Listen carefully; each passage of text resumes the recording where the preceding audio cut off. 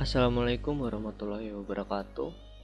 Perkenalkan, nama saya Yusuf Ahmad Pratama dari kelas 5D NIM 19063111111. Di sini saya akan membahas tentang koneksi PHP dan MySQL.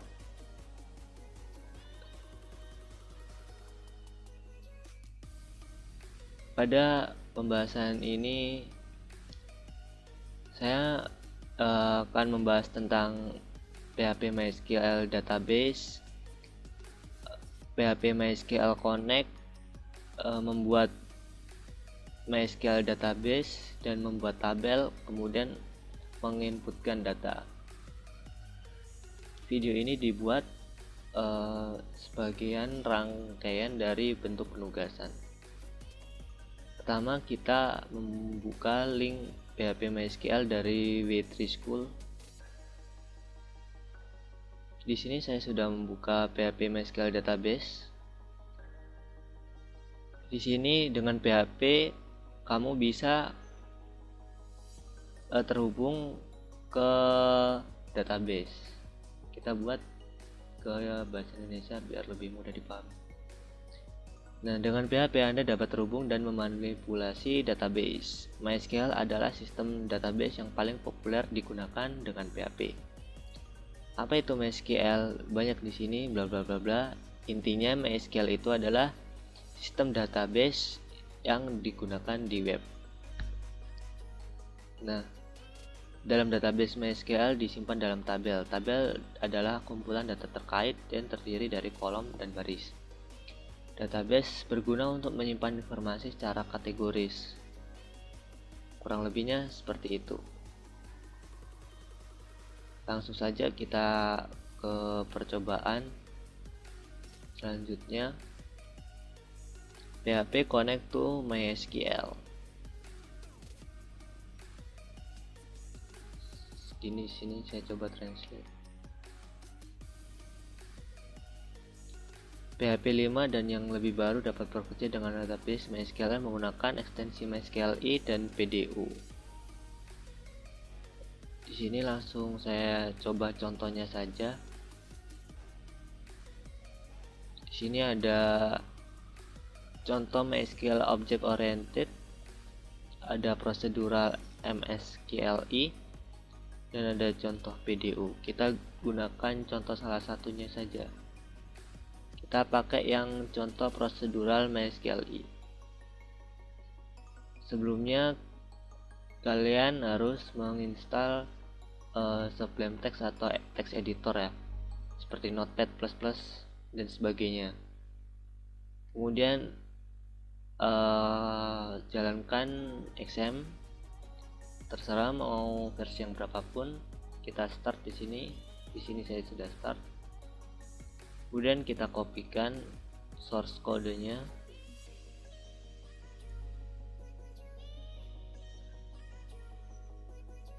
Kita masukkan.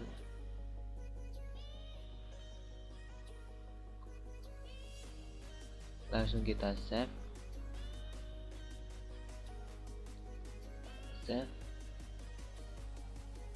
Di mana ini? Hati-hati dok. Tidok gimana? Kita cari Atidok ya. Mana Atidok?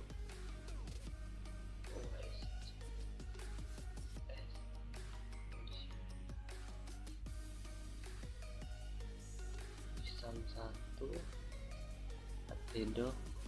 Di sini saya membuat folder terlebih dahulu. Pertemuan 9.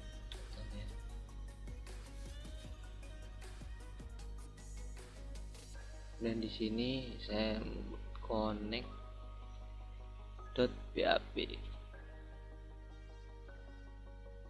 Save. Sudah. Kemudian di sini saya akan memasukkan localhost dari pertemuan 9.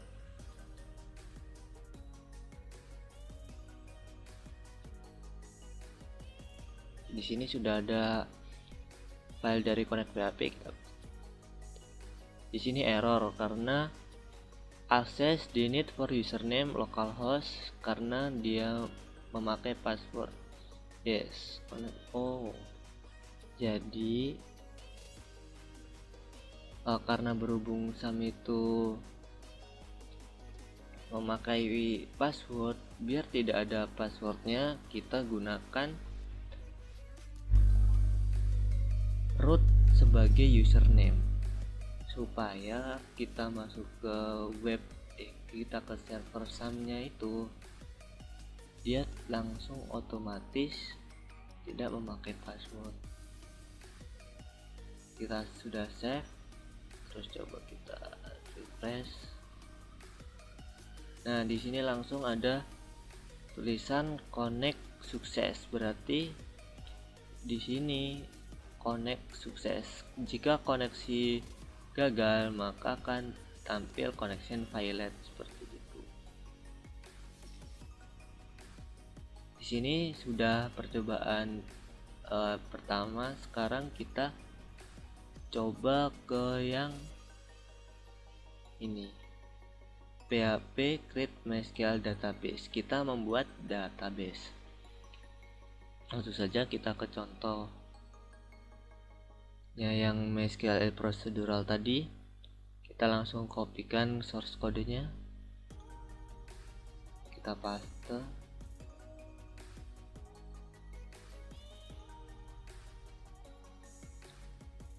Nah, karena tadi sudah dicoba harus memakai username root, jadi di sini kita rubah ke root lagi.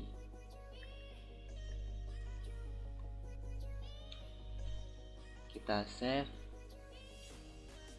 kita kasih nama buat database.php, kita save, kemudian kita buka di sini.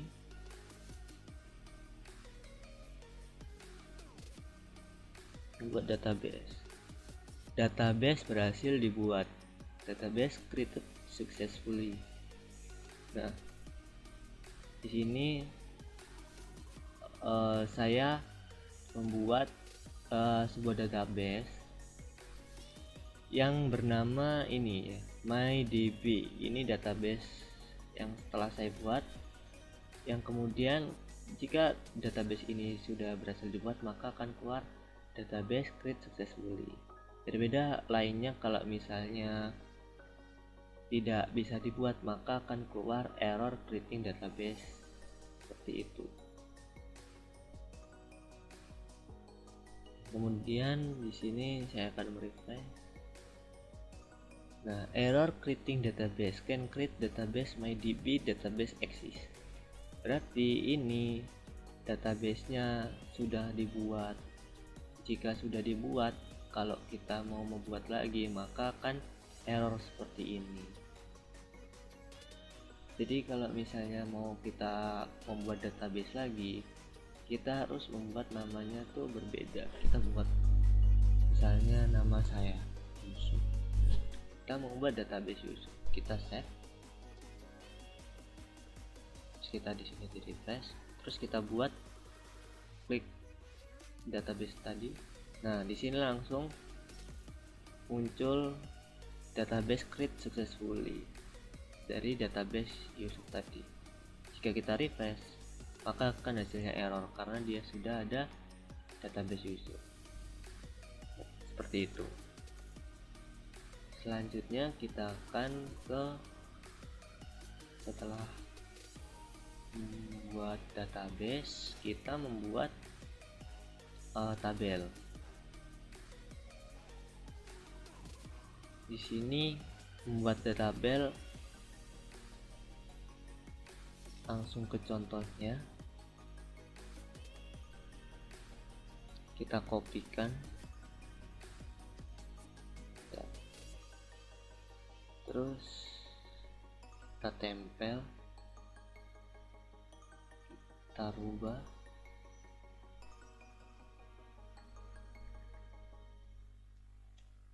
Nah, ini database mana yang akan mau ditambahkan tabelnya. Di sini bisa dirubah pada DB name. Kita pakai database nama saya tadi ya, database Yusuf. Kemudian di sini tabel apa aja yang mau kita buat. Di sini saya rubah tabelnya menjadi nama biodata gitu saja. Nah, di sini ada ID, ada first name, last name, email, dan record date. Jika nanti bisa, maka akan tampil MyGuest create successfully. Langsung saja kita save, terus kita beri nama tabel.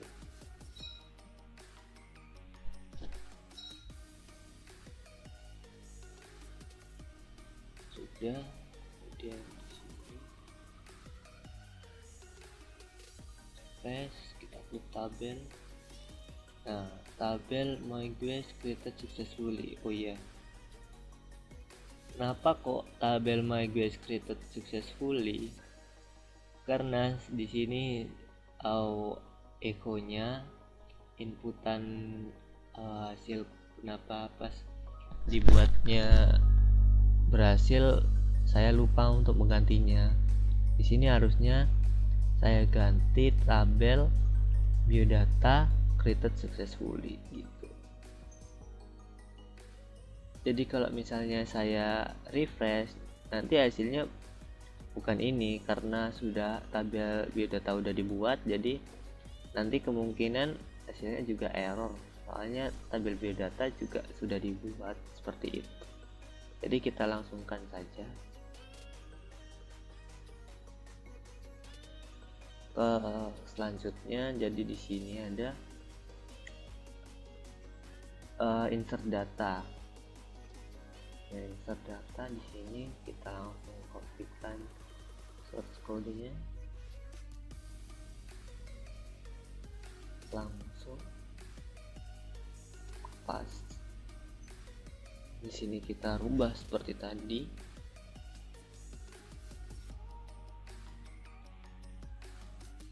DB Yusuf. Nah, di sini insert into MyGuest, bukan ya? Kita dirubah di sini, insert tadi apa? Biodata. Kita ubah ke biodata. First name, last name, email, values. Kita di sini isi value-nya kita rubah ya. Jadi namanya Yusuf.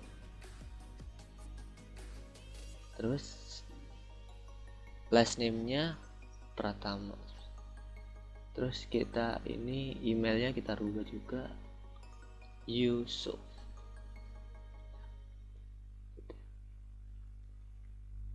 Kemudian kita save data.php. Kita save. Dan di sini kita coba.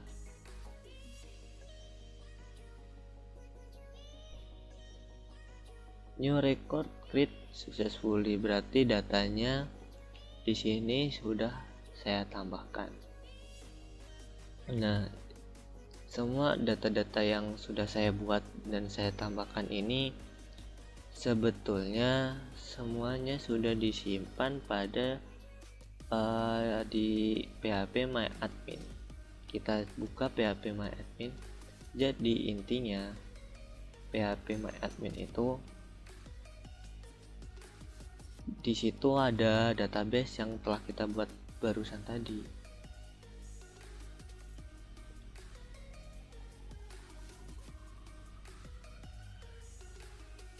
Tadi saya membuat database. Nah, Yusuf ya. Jadi saya sudah membuat database Yusuf.